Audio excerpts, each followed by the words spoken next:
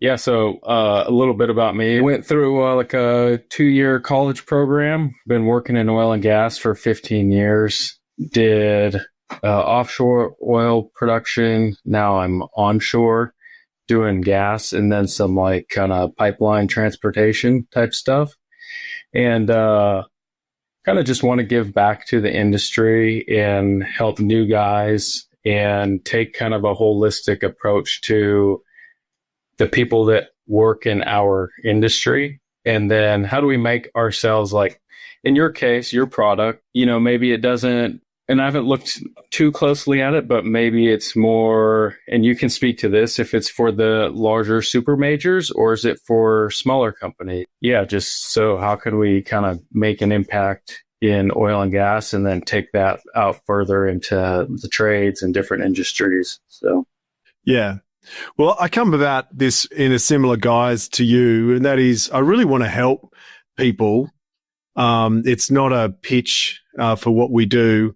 Of course, I'm passionate about what we do, and I'm biased in that sense. If people never use our product at all, but they take some tips and that improves their productivity at work, it sort of does everything. It improves the well-being of the people working. It makes them enjoy their work more, makes them more productive. Workplaces like it. So then it's like if I can help with a few things that I've learned and they never touch the product that I have, I'm perfectly happy. What is your background? You were on the construction side and now you're kind of doing this safety app software to help, like you said, productivity and safety. Is that right? Yeah, I started as a carpenter. Actually, my dad and his dad and his dad and so on were builders. So it's been a long line of builders. So I was working at sort of 14, 15 on the school holidays as a builder and all the rest of it. I never actually made a particularly good carpenter, to be honest. but it was in the family, progressed through the company. And what I noticed, and it's a mid-sized company, it had revenues of about $200 million a year. So not a small company, not a big company, kind of like a family-owned, company. And so we had, at any one point in time, we had a few thousand workers. We had about 200 managers. So just to give you an idea of the scale of the company, we needed a safety manager at one point. And I could have gone out to the recruiters and found one, but my mentor at the time had said it's always better to promote from within. So I put the word out internally, said anyone interested in becoming a safety manager, I'll get the education piece sorted. Like I'll help you out there, but who's interested? And this sub-foreman by the name of Gary Mansfield expressed interest. And I had a mate actually who was working as a labourer with him, sort of like an undercover, because I was sick of this mate of mine. And he said, this guy's really good, really good. And so I was like, cool, met him. He became the safety manager. He smashed it out the park. He was a great safety manager. But his path to coming to the safety management role was he was a professional musician. He was gigging for 10 years. So it was completely non-normal, like a lot of safety nerds. I'm about to get hated on by half the industry, but a lot of people who do safety are a certain type or a certain mentality. So he didn't fit that mold. So we looked at safety and construction at the time, and we were just like, it's so wrong because it's so focused on the negative. It's like, how can you ever get that dopamine hit going when you get ignored when you do the right thing? And then as soon as you do the wrong thing, you get smashed. And it's like, what's that? It can't be right. It's like, we're not psychologists, but that just can't be right. Apple at the time was coming to Australia and they were building their Apple stores, and their first Apple store was in George Street in Sydney. And we bid for it. And Apple said, if you really want to have a good chance of getting this, you've got to be innovative. And because we're Apple. And so we thought, what could we do with safety? And that's where Gary and I were like, let's try rewarding people for being safe. And we looked at other industries, oil and gas, mining, construction, like the dangerous industries, which is typically where most of the safety kind of innovations come from. We didn't have much. We had Skinner's, behavior-based safety, which wasn't great, which has kind of been disproven. But we sort of thought maybe he had something and so we created these scratch cards, and when people saw evidence of good, safe work, they'd be given a scratch card that scratch it. They'd win 10, 20, $50 or something. So they were stoked because it's their supervisor was giving them recognition, and then they were winning something, enough for lunch or a beer or something, whatever they wanted. And so it was a lot of admin because it was paperwork, but it was a good idea. And then we found sort of 10 years later, we've been just progressing with this, and we came across this body of knowledge called self-determination theory. And that's really the motherlode of where we're at. It's a really simple theory. I can explain it to you if you like. Yeah, please.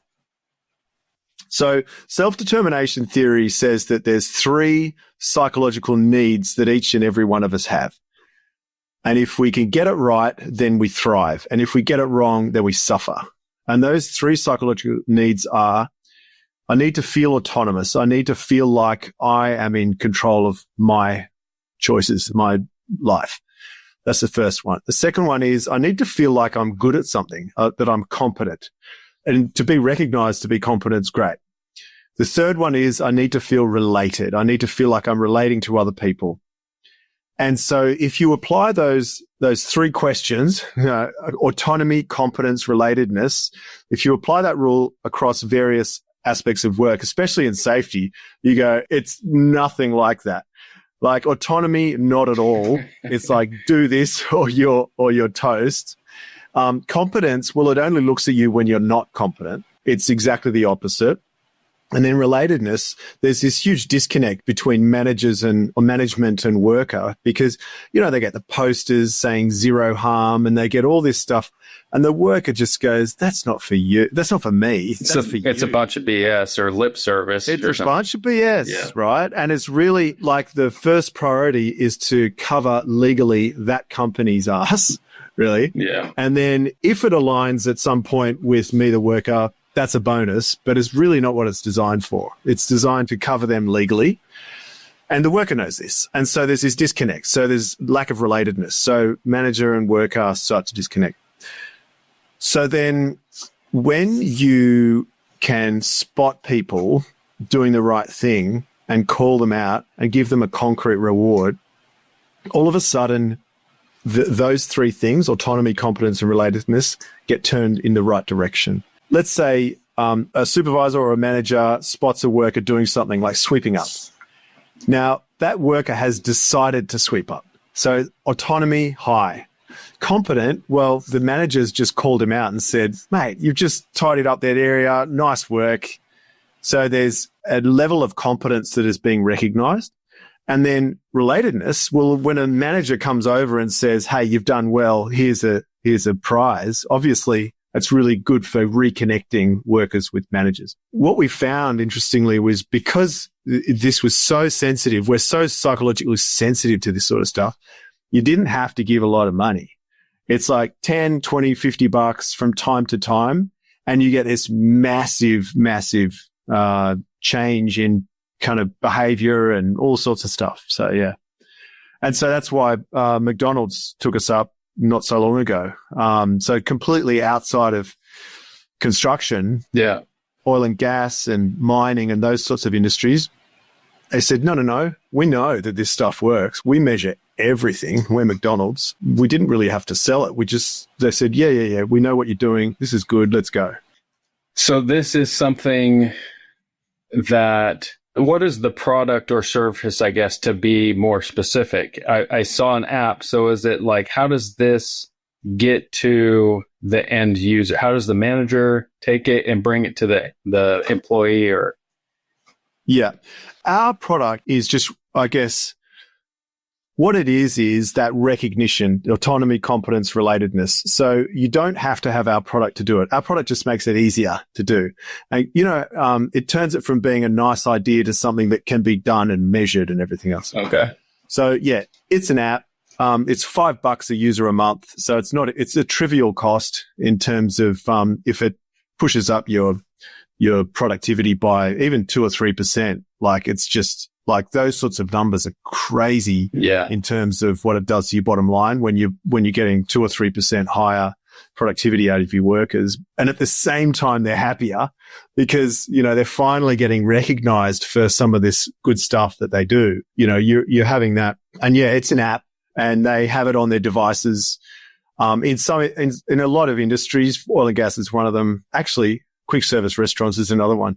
You can't have your device on the job. Okay. And so we're developing, you can do the Convo card, which is like a hazard ID or sort of like a little pre-work kind of method. So we've got that. Yeah. We do that before work. Like a safety analysis. Surrender. Yeah. Yeah.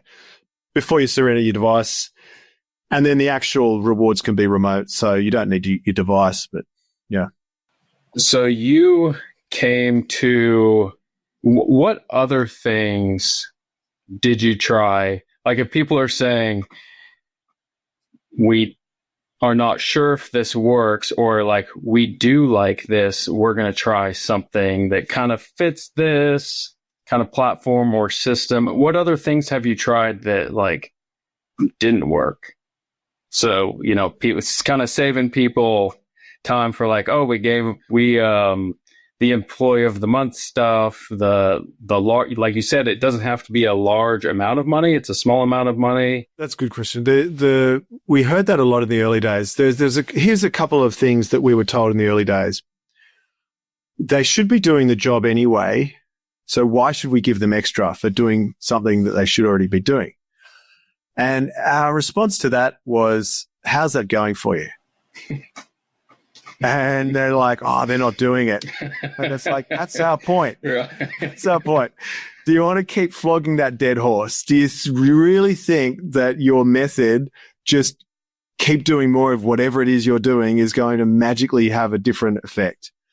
And the other one was, what if I reward them and then they start doing it and then I don't reward them? Won't it be bad? And our point was, we'll just keep rewarding them. It's like, what is this about removing it down the track, So there's a few things that are kind of really interesting. The other psychologically interesting thing is we are really bad at wearing other people's shoes. All of us, you, me, all of us. And so to put ourselves in the place of someone else. And so we talk to managers and say, this is going to be really effective for the workers. Workers are going to love this and they're going to respond in a good way, and you're going to get a lot out of them, not in a sort of hard capitalist sense, but just in a case of you're going to get a lot out of them because they're going to be motivated and, really like this. And they said, yeah, I don't think cash rewards are really a good idea. And so we'd say, they go $10, like it's not enough. And say, well, if you are, on a Saturday morning and you buy a lotto card and you scratch it and you win $10, do you feel disappointed? And they're like, oh, no, double down, buy more. It's a really interesting thing is that we have a hard time putting ourselves in other people's shoes. And so, this is a classic case. And as soon as they get it going, of course, they see the benefits of it. One of the other things people would say is, it's okay. If it's rewards, we've got it sorted. We get a voucher to the hardware store once a month, for somebody who's done a good job. And it's like, well, that's actually a step in the right direction. Actually, it's, great. It's better than nothing. Psychologically, what's most potent is when you get rewarded when it happens. You don't want to be rewarded 2 weeks later because there's no connection between what you've done and the reward. If your boss spots you doing something, goes, aha, that's awesome. More of that. Here's the Scratchie. You get this dopamine. You get dopamine, serotonin, you get all the good surge in those hormones. And that's like fertilizer to behavior and to habits and things like that. Oxytocin as well. So you get this kind of connection too with your boss. You're feeling great. You feel like a legend. That needs to happen as the action that's favorable happens. Yeah. And so giving a voucher once a month. Firstly, the other thing is that they say we give it once a month, and it's like, when did you last give it? And I was like, well, Betty was away on holidays, and that was in the top drawer, and we didn't have the keys. So that was last month.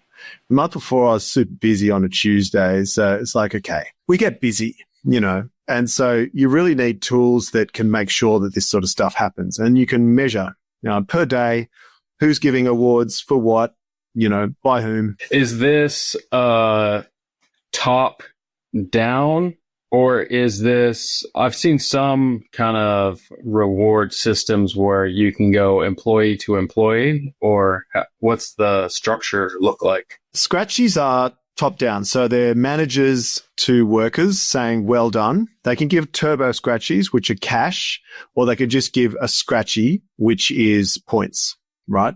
Points are still good. It's recognition. It's like all sorts of stuff. They've got a leaderboard so you can beat your mate. There's all that sort of gamification that happens. Gamification. That's what it is. We also have a convo card. So convo cards are bottom up reporting. A lot of the time, a worker will see something and will think, oh, the management needs to know about this or something like that. And so it's basically Instagram, but, you take the photo, you can transcribe, you can say, you could talk to it and it'll transcribe. And then you can say whether it's safe to work or not. And if it's not safe to work, manager hears about it immediately. We use AI to give a summary of all the convo cards that get created in a workplace. So you get a daily kind of sense of what's going on amongst the workers in a workplace. And then the stuff that it's, you can't work here, I can't work here now, that sort of stuff floats immediately to the top so they can get actioned. So that's bottom up reporting. And then we have shout outs, which is worker to worker. When workers are doing something well, and that's points only. They go, Joe's just kept this area tidy. He's amazing, legend. And that sort of thing can also, that's between workers. So it's nice to receive that from your colleague, but the system figures out and sends some of those ones up the line to get rewarded.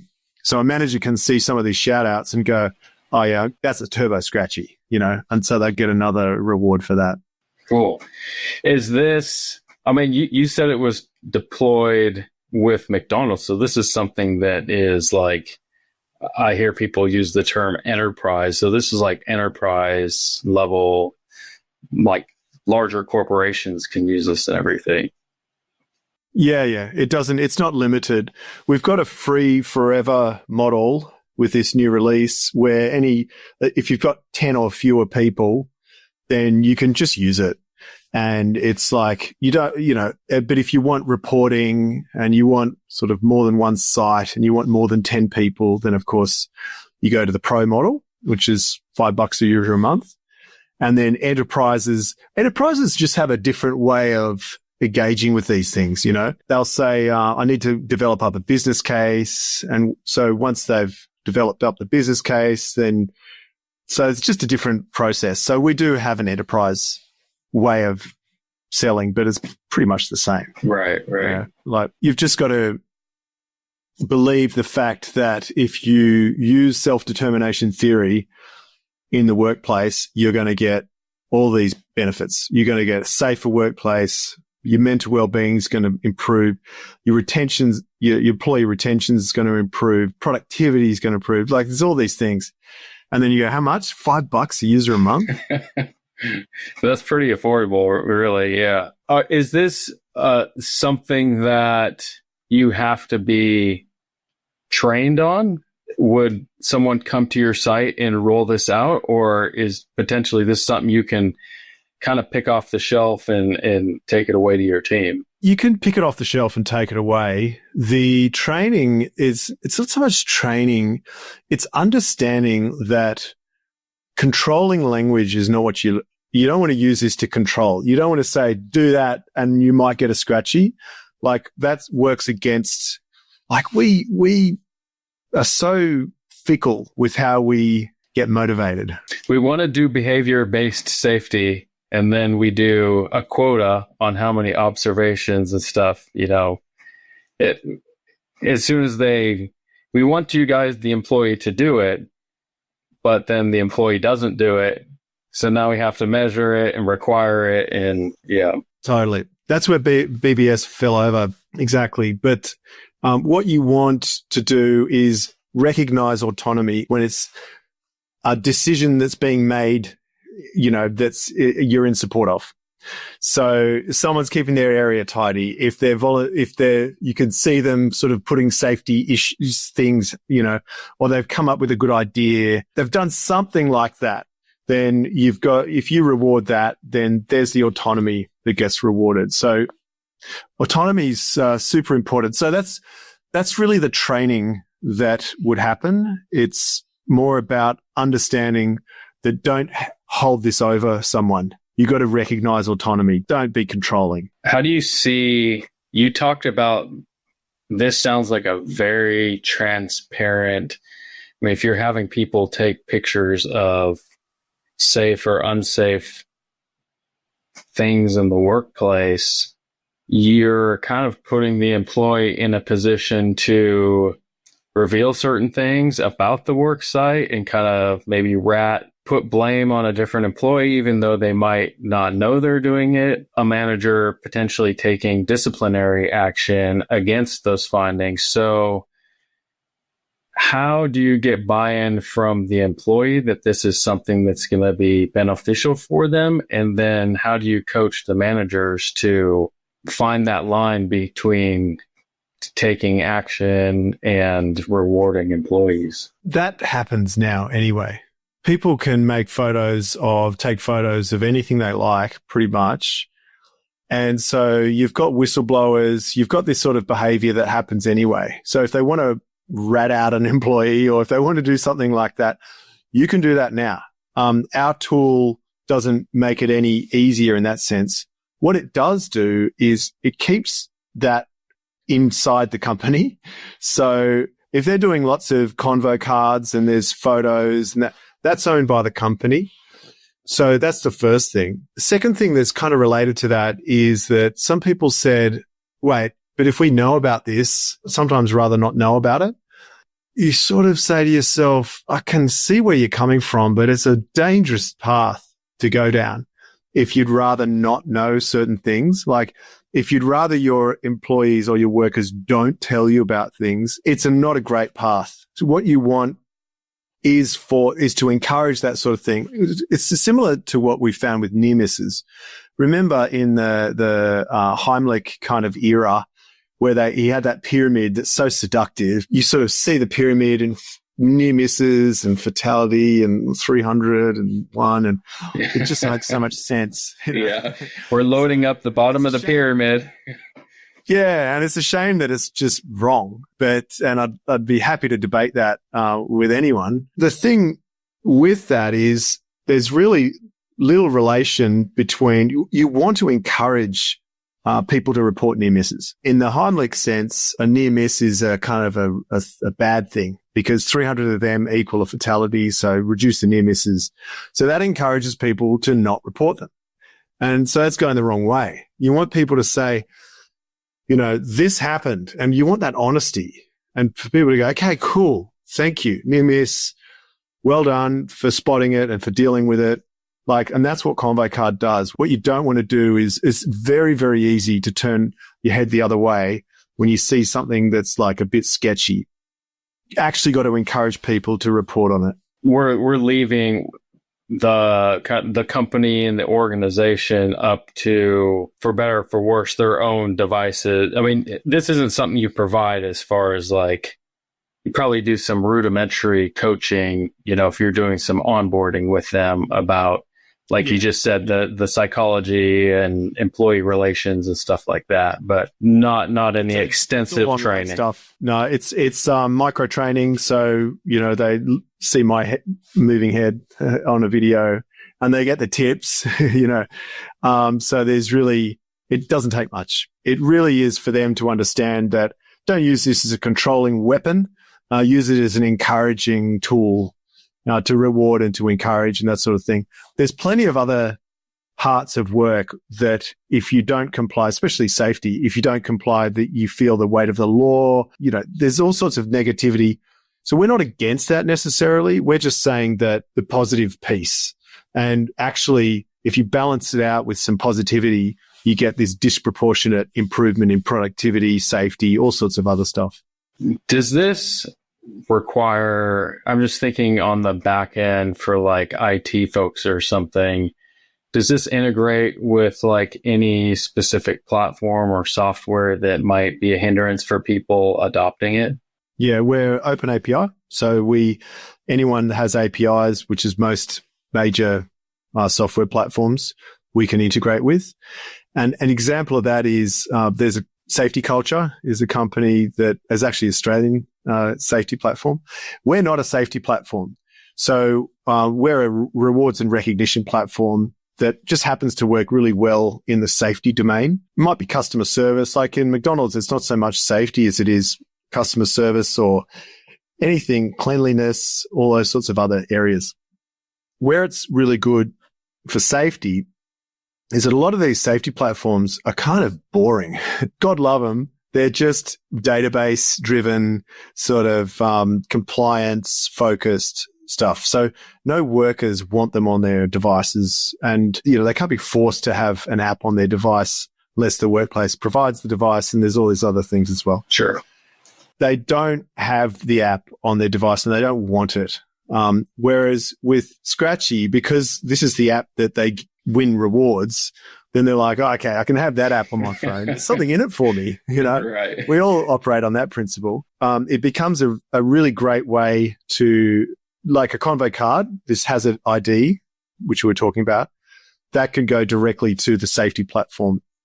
And in fact, the supervisor or the manager might get 4 or 5 of these Convo cards as a summary, and it's like a Tinder swipe. They can accept them into the safety platform or they can reject them. And so they're sort of like half filled in already by the time they get to the safety platform. They've got, who, what, when, where. They've got the image. A lot of that data is already filled in with one swipe of their finger to accept, and it goes into the safety platform. So there's a lot of things like with HSI Done Safe and those sorts of platforms, you need to add a bit more context to it. But instead of it being a job where it sort of takes them 20 minutes and it's like, when am I going to find the time to do that? 80% of it's filled in already. And so it's like a 2 or 3 minute job just to fill in the additional context and they're done. And then you can manage it through that platform. And you've done a great job lining it all out for us. So yeah. No, it's really good. I'd say if someone, they could always download it and try it. I would recommend a bit of reading on self-determination theory if someone was interested, and they didn't want to do anything else. It's really worth reading. It's really good for your life. It's like not just work, like for family and, if your kids or your wife or whatever, to be able to understand that autonomy, competence, relatedness is like so important in each and every one of us. To encourage autonomy, it's a nice little reminder. It's something that we probably already know to a degree, but we just need to be reminded of these things. So self-determination theory is really, really worthwhile. Well, when you talked about those 3 points, I just thought of the most rewarding teams that I have been on, and they've all been, you have autonomy, your supervisor is very willing to, if you have an idea, to do a little bit of the legwork, figure out if it's going to be good or bad, and then execute it, and then do the post-mortem, see if it actually was a good idea or not, so you grow. yeah, what, that group cohesiveness, that's always a challenge, as far as getting people to work in close quarters, to get along. And when all of those people get along, you have great managers and you have autonomy. It's like, man, it's a powerhouse. It's a powerhouse. Yeah, it really is. And it doesn't need, I think people mistake some of these things for being friendly or being nice, or it doesn't need that. Like, you can get these high performance teams that it's really full on, and you've got like these massive goals and all the rest of it.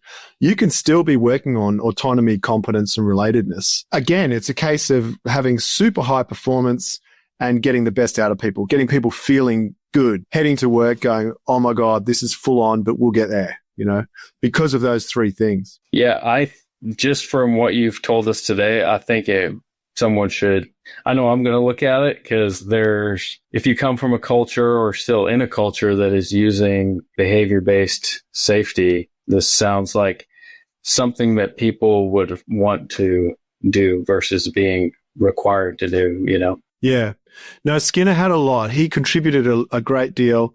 He's actually mentioned in self-determination theory, they talk about sort of the history of SDT. And of course, Skinner and behavior-based safety features. It's they go Freud, Adler, Jung, they go through all the greats. He really did a lot, but there's been a lot that's happened since Skinner created that body of knowledge. And like you say, progress principle and self-determination theory, these things are like really, really good. Yeah, worth looking at. Where can people find more? What's the website, or where do they get it? What's it available? Scratchie.com, with an IE, Scratchie. And yeah, they can, we'll be releasing our latest release, which has got the free forever offering in the next few weeks. So we're just actually beta testing it with McDonald's here in Sydney. And so we'll be in the US very shortly. But they can express interest. They can go over to Scratchie.com and put their name down, express the interest, and then as soon as it's released in various states in the US, we'll let them know. Just to kind of think out loud about that, is this like English only right now? What would be the path forward for potential other languages or countries? It's going to go multi-language. It will be Spanish and Arabic are the first two. Nowadays, it's actually not difficult to go multi-language, but we actually need it for the industry in the English-speaking countries. It's like those other countries where that's the mother tongue. So yeah, we're going multi-language later this year. Oh, okay. Cool. Well, awesome. Yeah, this sounds great. Super excited for you guys, and hopefully you're successful. And I mean, like I said, I plan on getting on there and seeing what it's all about and putting my name in the hat to see when it releases in the US. So super excited for you guys. Yeah, I look forward to your feedback, Travis. That'd be great. Cool. Well, thanks a lot for your time. And if I'm in Alaska at some point, which I really definitely want to head towards, then I'll let you know. Okay, sounds good. Thanks, James. Cool. No worries. Pleasure. Have a good one.